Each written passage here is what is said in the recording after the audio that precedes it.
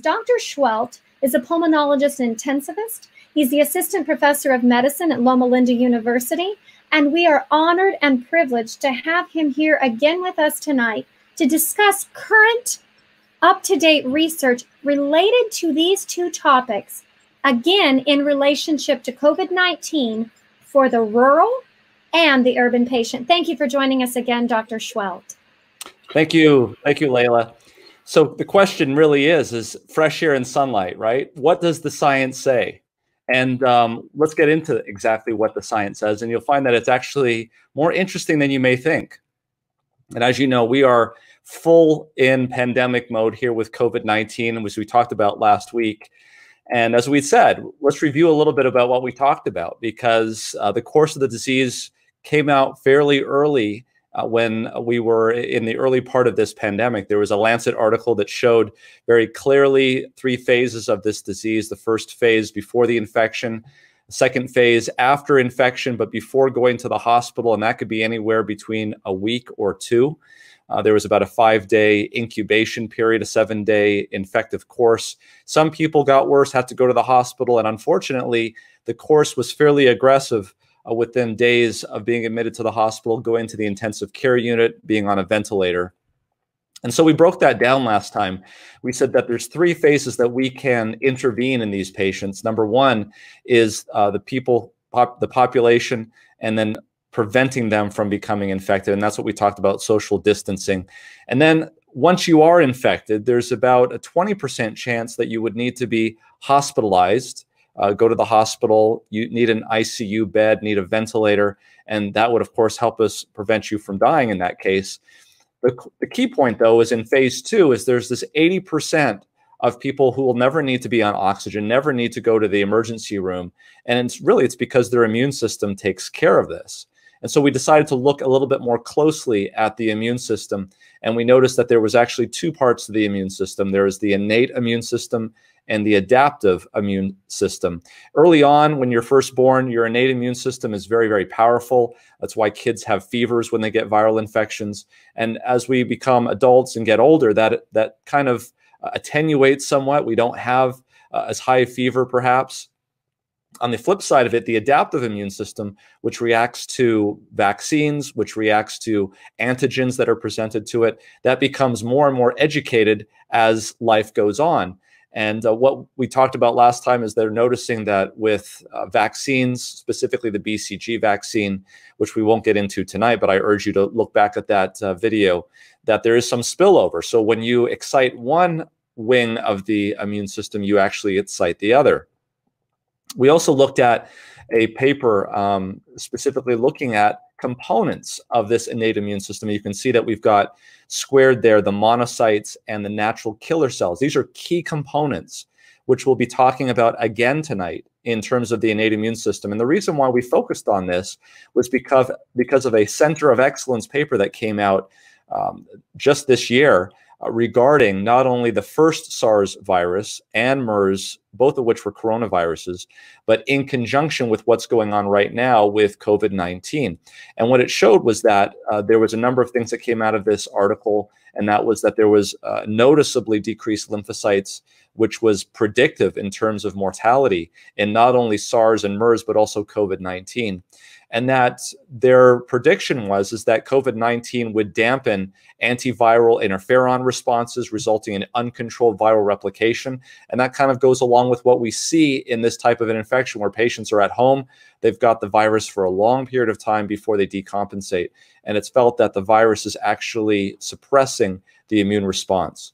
And they felt that the issue was with the innate immune system, and that it's at first is suppressed and then goes into overdrive. And we talked about this paragraph in this article, and it says very clearly at the end, these facts strongly indicate that the innate immune response is a critical factor in disease outcome. And so we were left understanding that the natural killer cell in the monocyte, part of that innate immune system, was not only involved with hydrothermal therapy, as we talked about last time, but it will, as we'll also see this time, is involved with being outdoors, fresh air, sunlight. And I think you'll be surprised to see some of the things that we're going to show you.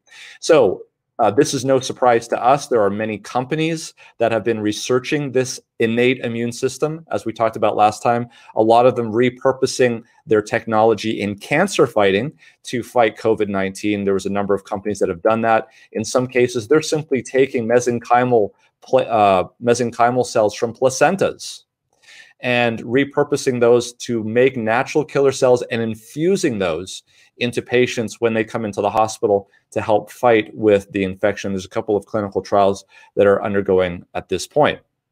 And so again, to summarize the early portion of this, number one, SARS-CoV-2 infection downregulates innate immunity. SARS-CoV-2 is allowed to progress because innate immunity is not strong enough. And number three, strengthening that innate immune system, i.e. natural killer cells, monocytes, etc., might prevent or stop COVID-19 in its tracks, especially during this very sensitive phase 2, where the patient is sent home from the emergency room because they're not sick enough to get into the hospital, but yet they're not well enough to say that they're normal either. So kind of a period of time here where we can actually make a difference. So what it was that could strengthen immunity? We talked about hydrothermal therapy last time. We've talked about sleep, although we really haven't talked a lot about it, but there's a lot that you can do there. What we're going to focus in on this talk is talking about sunlight and fresh air. So let's take a look and see. Well, one of the first things that comes to mind is sunlight and vitamin D. We all know about vitamin D, and I wanted to make sure that you understood exactly what was going on here. Vitamin D3, as we call it, is really the storage of this hormone. First of all, vitamin D, as you can see, is made up of a number of chemical rings, and this vitamin really is a hormone. So let's not mix any words here. This hormone is lipid soluble and can go directly into the nucleus, where it actually affects transcription of genes. So it's a very, very powerful vitamin, and it can be used in a number of different ways and is used in a number of different ways for immunity. Vitamin D, vitamin D3 specifically, is activated by the liver at the 25 position. It gets a hydroxyl group. And then finally, at the kidney at the number 1 position. The way I used to remember this in medical school is the liver has 7 lobes, and 25 is 2 plus 5 equals 7. And that's how I remember that the 25 position is where the hydroxyl group goes. And the number 1 position, well, of course, the kidney only has 1 lobe. And that is when it gets activated there, it is in its active form. And it does a whole host of things that benefits your immunity, calcium, all sorts of things. The key, though, in understanding why the sun is involved is vitamin D3 can only be created through 2 mechanisms. Number one, it can only come to you from a cholesterol-derived derivative, which is activated by sun in your skin to make vitamin D3. So one way of getting it is through sunlight, and that's why you need sunlight to make vitamin D3. The other way is just ingesting it orally. And so you can see here on the side that vitamin D can be ingested, or you can get it through the sun. Now, obviously, if you're not getting enough sunlight, and you're not ingesting it, you're going to be vitamin D3 deficient. And that's where we have a lot of problems. So for years, they've been looking at vitamin D, and they felt that vitamin D was one of the things that you needed to have a normal and good immune system to fight against things like COVID-19. And so sometimes they would get studies that showed that there was a benefit. Sometimes they would get studies that showed that there was no benefit. And sometimes they would get studies that show that actually there was a negative benefit. So what they did was something called a meta-analysis, where they actually went through individually with each patient in all of these studies, grouped them together, and they analyzed them. And the British Medical Journal published this not too long ago, and there was about 11,000 people in this study.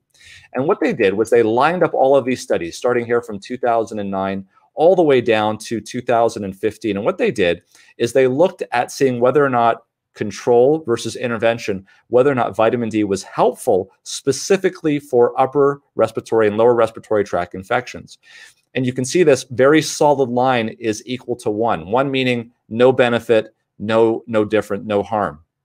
So if the blue box was on the left side of that line, that indicated that vitamin D was beneficial.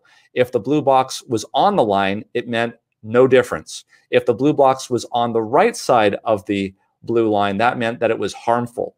And so what they did is they added these all up. They looked at them individually, And when they grouped them all together and looked at all 11,000, they found at the end that there was a statistical significant benefit in these 11,000 patients, and that it was to the left of the line, meaning that it favored vitamin D having a benefit. So what did they find in this study? They found, number one, that those that had a level before supplementation of less than 25 nanomoles per liter had a 70% reduction in risk when they were put on supplementation. Those that had a greater than 25 nanomole per liter had a 30% reduction in risk. So the first thing that I would mention is, if you think that you're vitamin D deficient, you should get it checked. That's the most important thing. And if you are deficient, you should go on supplementation. Well, the question is how much supplementation should you be on? Well, what they noted is that you should go on supplementation, and that actually you don't need that much. What they found that had the most statistical significance was those that were put on less than 20 micrograms of vitamin D. That's about 800 international units. That was associated with the largest change. The other thing that they noticed was that you should get retested after you go on supplementation to make sure that your vitamin D levels are in the normal range. The other thing that they found very interesting is that vitamin D is not something you should take as a stat hormone, okay? In other words, if you feel something coming on, you shouldn't pop in a bunch of vitamin D and then nothing for a while. The key was not the hare winning the race, but the tortoise winning the race. And what I mean by that is taking enough every single day on a regular basis was the more helpful way of taking a vitamin D supplement than taking an enormous amount. What they felt was that an enormous amount of vitamin D would actually inhibit the very mechanisms that the vitamin D was trying to actually do. And so in their conclusion, they said, our study reports a major new indication for vitamin D supplementation, the prevention of acute respiratory tract infections. We also show that people who are very deficient in vitamin D and those receiving daily or weekly supplementation without additional bolus doses experience particular benefit. Our results add to the body of evidence supporting the introduction of public health measures such as food fortification to improve vitamin D status, particularly in settings where profound vitamin D deficiency is common. And where would you see this? There's no accident that this was published in the British Medical Journal. Obviously, Great Britain, United Kingdom, Ireland, these are all countries who are very high in latitude and therefore would not be getting direct sunlight, the kind of sunlight that you need to get the ultraviolet radiation to convert one form to another in form of vitamin D3. Well, this was a study, and I'm giving you studies here that were just published here in the last week. This one was just released maybe about a week ago, and this was in Dublin, in Ireland, and it's called TILDA. And this is known as the Irish Longitudinal Study on Aging. So what did they find here? They found that, number one, 47% of all adults over the age of 85 are deficient in vitamin D in winter in Ireland.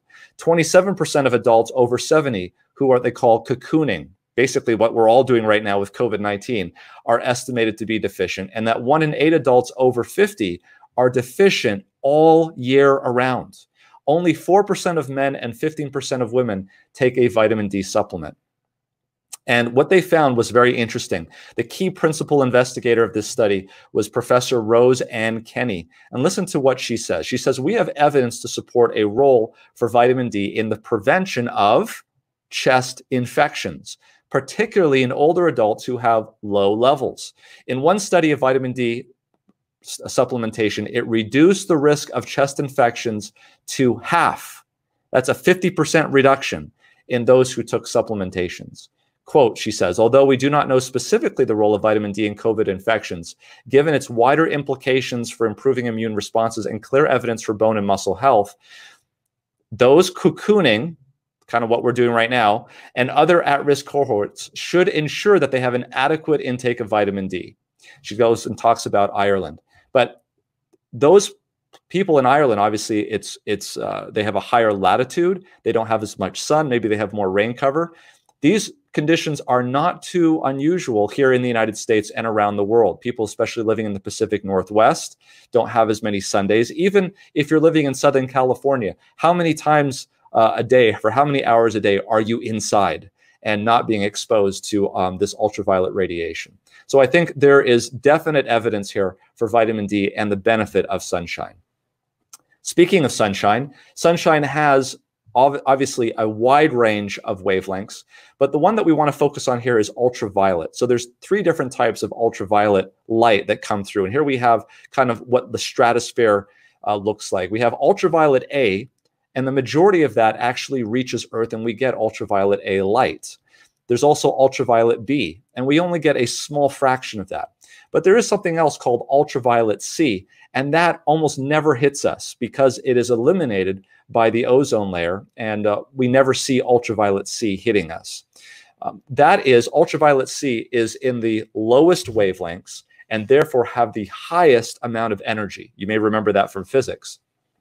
The other thing that you may recall, imagine pulling up to a stop sign and somebody in a large truck who has their radio blaring loud. What is it that you can hear coming through their truck and into your car? It's the very low frequency sounds. The low frequency sounds are the ones that can penetrate very deeply, and ultraviolet light is no exception. You can see ultraviolet A, which has a longer wavelength, penetrates all the way down to the surface of the Earth, whereas the ultraviolet C, that would be the high frequency notes, the higher notes, it doesn't penetrate very far.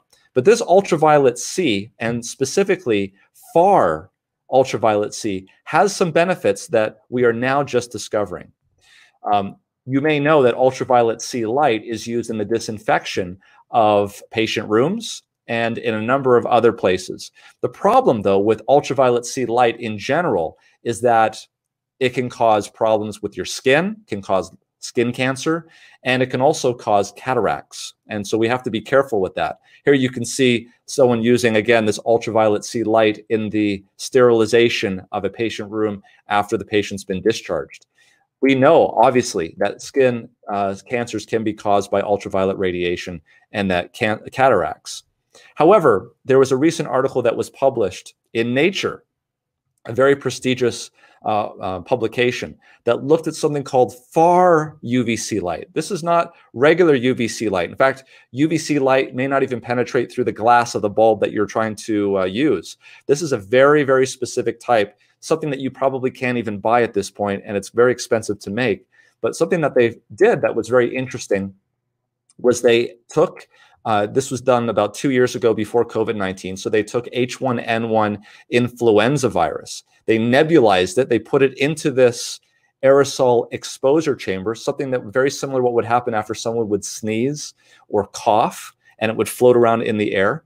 And then they sucked it into this UV exposure area where they exposed it to this far field UVC, around 222 nanometer wavelength. Then they took the particles out and they actually cultured them on a dish with culture cells to see if they would culture. And what they found was something very interesting. Here, I draw your attention to these blue dots. These blue dots are the nuclei of cells. And you can see here in the top left-hand corner, when they didn't do any kind of UVC light, you can see this green haze. That green haze are the virus particles. So the viruses are growing very fast. And you can see that correlates here with 100% at 0 dose.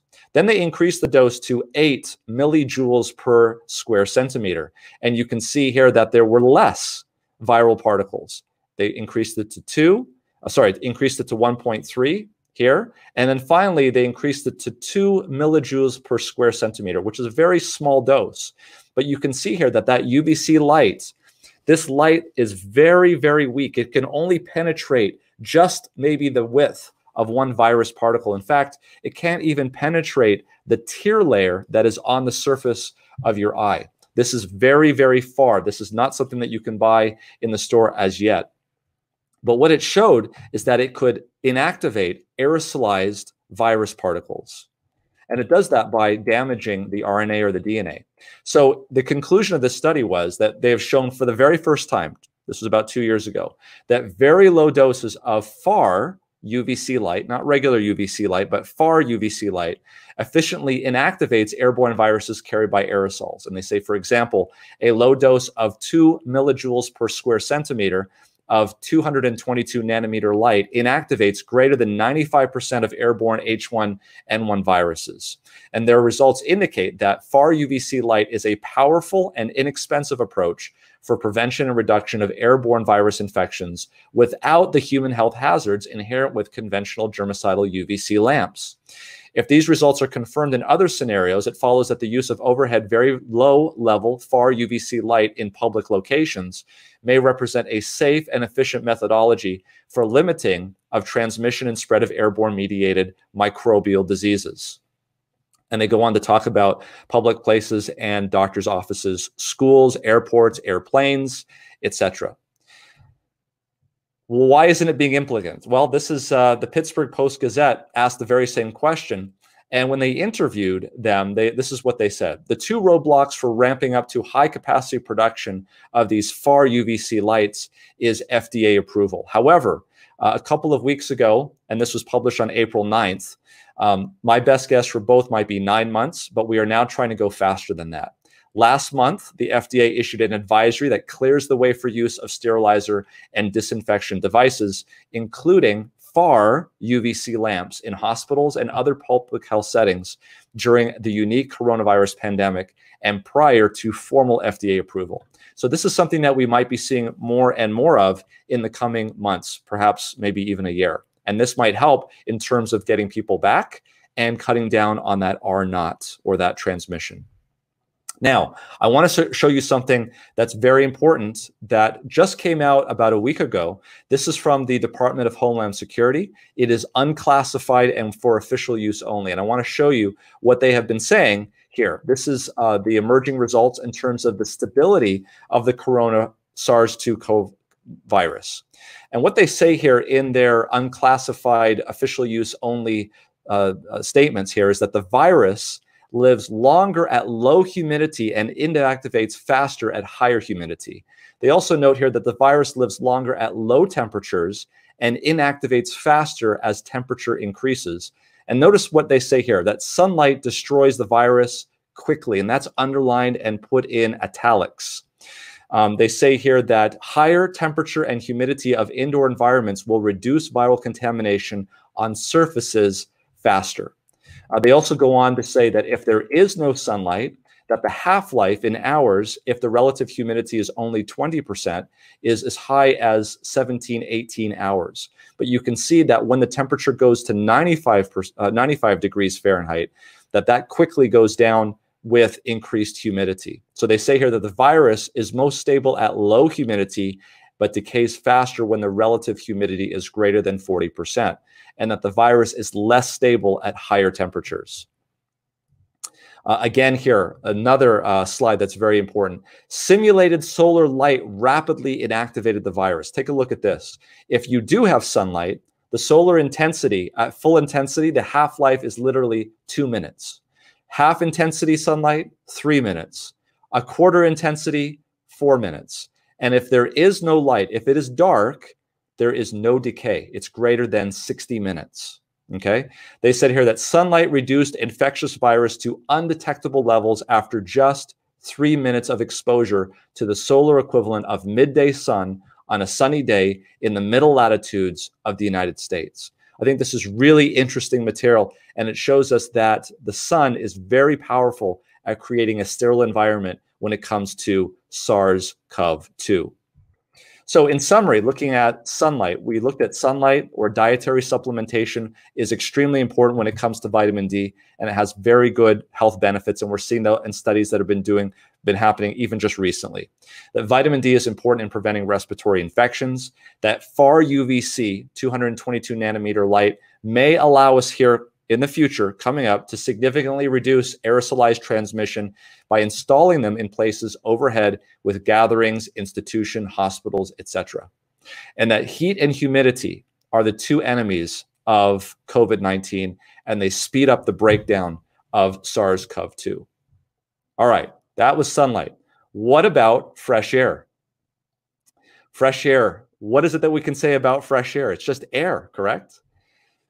Well, let's talk a little bit about fresh air. Now, there was a study that was published here called Healthy Lifestyles Are Associated with Higher Levels of Perforin, Granulysin, Granulymes, A and B expressing cells in peripheral blood lymphocytes. And this is really interesting. They took about 114 male subjects in Japan, largely in Osaka, and they divided them into 3 groups based on health practices: good, moderate, or poor. And they looked at cigarette smoking, alcohol consumption, sleeping hours, working hours, physical exercise, etc. And what they found is that those that had good or even moderate health had more natural killer cells than those that had poor health. So they decided to do some more studies about this. And this is where we come up with fresh air. And I found these studies very, very interesting. So this study is called forest bathing. I never heard of forest bathing before, but forest bathing enhances human natural killer activity and the expression of anti-cancer proteins. So this was done a number of years ago. They weren't interested in COVID-19, but they certainly were interested in natural killer cells. So what did they do? They took 12 healthy men in Tokyo working at a large company, blood 3 days before, and they looked at those 3 things that we just saw in the previous study: NK activity, granulysin, perforin, and granzyme A and B. These are the enzymes in the natural killer cells that help kill cancer cells and viruses. And what they did was they took them to the forest. And when they got to the forest, they measured something called phytosides. These are aromatic compounds that are just found in the air. And in the afternoon, they had them walk for 2.5 kilometers, which is for about 2 hours. And then they slept there in the forest, okay, in a nice little cabin or motel. Then the next day, they took a blood sample at 8 o'clock in the morning, just like they had done before. And in the morning, they had them walk for 2 hours, about 2.5 kilometers. And in the afternoon, in a different forest for about 2 hours, 2.5 kilometers. Sounds like a very nice study. Well, they slept again overnight. The next day, they took blood samples again at the same time, 8 o'clock in the morning, and then they sent them home. Well, let's take a look and see what some of the results were. So when they looked at the natural killer cells, they took a baseline 3 days prior to going to the forest. And then on the second day, there was a statistically significant increase in natural killer cell activity, natural killer cell percentage, and natural killer cells per microliter. And it was even higher on the third day in all of those cases. All of these were statistically significant. When they looked at the enzymes in those natural killer cells, they noticed that whether it was granulysin, perforin, granzyme A or B, they all went up. And they all went up statistically significantly in all of those subjects. Okay, so maybe it was that they were just getting out of their job, and maybe the less stress was what they needed to do. Maybe that's all they needed, right? Just a break, and that would increase their natural killer cells. Well, they did another study. Here again, they took 12 healthy men, Tokyo, working at a large company. They did the same thing, blood and urine this time. They actually checked urine for adrenaline to see if they were more relaxed. And this time they randomized them. They had a control group. So the first group went off and did exactly the same thing that we just talked about. They went to the forest and they stayed there overnight, a couple of nights, and they did the blood tests.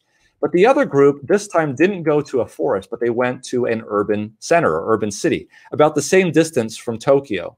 But instead of walking around in the forest, they walked around in the city. They walked around to different places. They went to a baseball stadium and walked around, and they took some blood samples and they stayed in a hotel in the urban center, and they got sent home all at the same time. So then what happened? Let's take a look at those results. Well, the first thing that they did was they actually checked these phytosigns. These are these aromatic compounds that are circulating in the air. And they noticed that in the forest bathing trip, there was a high concentration of tricyclines, alpha-pinines, beta-pinines. These are chemicals that are found in the trees, aromatic compounds. And we can see a whole list of them here. None of these were detected in the city tourist trip. There was one alpha-pinene that was around 6, as opposed to 2,886 in the forest. Another one that was 17 limonene, and that was found at around 100 in the forest bathing trip. So let's take a look and see what happened. So we're going to talk about the forest bathers first. So their natural killer cell activity jumped up by day 2 and stayed up by day 3. And what was fascinating was that even though they had come back after 2 to 3 days, after 7 days after being back, their natural killer cell activity was still elevated even after 7 days. In fact, even after 30 days, it was not as elevated, but it was still statistically significantly elevated compared to their baseline. Meaning that if they lived in the city, they could potentially get the same benefit by just visiting once a week, resting once a week and going to the forest for a trip. What about the city tourists? Absolutely no improvement in natural killer cell activity whatsoever. In fact, if you look at day 2 and day 3, there was a huge jump in the forest bathers versus the city tourists on both days. Okay, what about those granulozymes and the perforins and the granulysin A and B? Same thing. We saw an increase here, the light green being after day 2, the dark green being after day 3. This held in every case until day 7. Even at day 30, there was a statistically significant increase. What about the city tourists? Absolutely no statistical significant increase in any of these and any of these cutoffs. Now, I said that they did take urinary measurements. So in the forest, they did have a drop in urinary adrenaline. Adrenaline is not good for you, right? It does cause health issues if you have, it shows that you're under stress. By day 2, it went from 4.5 all the way down to below 3. And there was a statistical significant difference in the drop in urinary adrenaline in the forest bathers. What about in the city? Absolutely no difference whatsoever in the city tourists. Okay, so the next thing that they decided to ask is, okay, well, what is it that's actually causing these natural killer cells to go up? Maybe it's these phytosigns, these essential oils of these trees. Yes, I actually said essential oils. So they decided to do another study. This time they took 12 healthy medical students in Tokyo, and they took blood on day 1 and 4, and they checked the urine and the NK activity, the granulysin, the perforin, the granulysin A and B, and urinary adrenaline, and they measured phytosides. They also measured, they measured the phytosides. So here's day 1. They got up at 7 o'clock in the morning because they're medical students in urine, and then they went to regular work because they're medical students. They're not getting out of anything, right? At 7 p.m., they were when they went to an urban hotel, and they slept at the urban hotel. So in the city, they did not go to the forest. They were in the city, but at 7 p.m., they started to vaporize this hinoki stem oil, which is a Japanese plant, and they went to bed at 11 p.m. So they did it for 1 day, they did it for 2 days, they did it for 3 days, and then finally they went home after that. So this is the plant that they used, although I don't think it's specific to this plant. This is Camia cyparis obtusa. What did they find? Well, when they measured in the room how much phytoside levels there was a measurement of alpha pinene, certainly statistically significant, and the total. So it was there. It was in the hotel room, wouldn't be measured before, never measured it before. It was there. So there's no question about it. What happened then? Well, wouldn't you know it? Natural killer cells went up statistically significantly before versus after. Not only natural killer cell activity, but also natural killer cells percentage-wise also went up. And what about those enzymes that were in the cells? So yes, the GRA, the GRB, the perforins, all of these statistically significantly went up. This one was 0.08, which did not meet our usual cutoff, but it was very close. It trended towards that. Now, interestingly, what about urinary adrenaline? So in this case, the medical students who were sleeping at the urban hotel did have a small drop, but it wasn't statistically significant. Remember, when they actually went to the forest, there was a statistical significant drop. So it may be that these poor medical students just couldn't relax at the urban hotel. So where do we go from there? Well, this was done a number of years ago. There was just a study that was published 2 years ago that looked at the same thing, except over a long term. They compared 94 staff members versus 110 urban staff members. And what did they find? In the 94 staff members, higher natural killer cells in the forest group versus the urban group. And here's an interesting point. In the forest group, we saw that the natural killer cells and the natural killer cell percent were higher in specifically a subgroup population of the males who were a little bit overweight, BMI greater than 25. And it's interesting to me because these are exactly the same population of patients that are at risk for COVID-19. All right. Now, what about what about in this study, the thing that they actually checked was air pollution. And they noticed that in the forest, the sulfur dioxides, the nitrates, the nitrogen dioxide, all of these things were much lower than in the urban environment. Whether or not that has anything to do with it is interesting. We'll actually come to that very shortly. And here it is. This was a paper that was just published last week by a group at Harvard University. And the title was Exposure to Air Pollution and COVID-19 Mortality in the United States, updated April 5th, 2020. And the background here was that the United States government scientists estimate that COVID-19 may kill between 100,000 and 240,000 Americans. And so they wanted to investigate whether long-term exposure to fine particulate matter, otherwise known as PM 2.5, increases the risk of COVID-19 deaths in the United States. So they collected data from approximately 3,000 counties in the United States, representing about 98% of the population up until April 4, 2020. Then they fit zero inflated negative binomial mix models using county level COVID-19 deaths as the outcome and county level long-term average PM 2.5s as the exposure. And they adjusted by population size, hospital beds, number of individuals tested, weather, socioeconomic status, and a whole bunch of other variables. And what they found that was this. They found that an increase of only 1 microgram per cubic meter in PM 2.5 was associated with a 15% increase in the COVID death rate. 95% confidence interval was 5% all the way up to 25%. And the results are statistically significant and robust to secondary and sensitivity analysis. So their conclusion was, based on air quality, a small increase in long-term exposure to PM 2.5 leads to a large increase in COVID-19 death rate, with the magnitude increase 20 times that observed for a PM 2.5 and all-cause mortality. The study results underscore the importance of continuing to enforce existing air pollution regulations to protect human health, both during and after the COVID-19 crisis. And they've made their data public, and you can actually go to the site and see exactly the data that they've used to come to that conclusion. So in summary, healthy lifestyles may improve natural killer cell ability. Number 2, trips out of the city to the forest may be beneficial to our immunity through phytocides. Number 3, it may help those particularly affected by the virus. So we talked about being male, overweight. And 4, there may be short and long-term effects. And then finally, number 5, air pollution may lead to an increase in COVID-19 deaths. So before I leave you, I want to show you a very interesting article and publication that was given to us out of the Puget Sound area.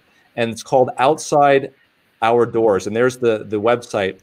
What they do is they go through a number of studies that were peer-reviewed that show that having green spaces in urban centers can be very, very helpful. One of the ones that I'll leave you before we finish here is this one. This was published by Dr. Roger Ulick, who found that patients in the hospital, which we'll be talking about later, recovered faster and had shorter post-operative hospital stays and required lower strength pain medication following gallbladder surgery when their post-operative room had a scenic window view of nature instead of a brick wall. And the link between views of nature and faster recovery time is likely facilitated by reduced stress levels, which promotes healing. And so what I will say here is, I said at the front of my slide that I didn't have anything to declare, no conflicts. But I do have one little conflict, and that is that I live up here in a beautiful area, not too far from where Dr. Hart lives. And I say that come up anytime and enjoy the beautiful scenery of Oakland, California.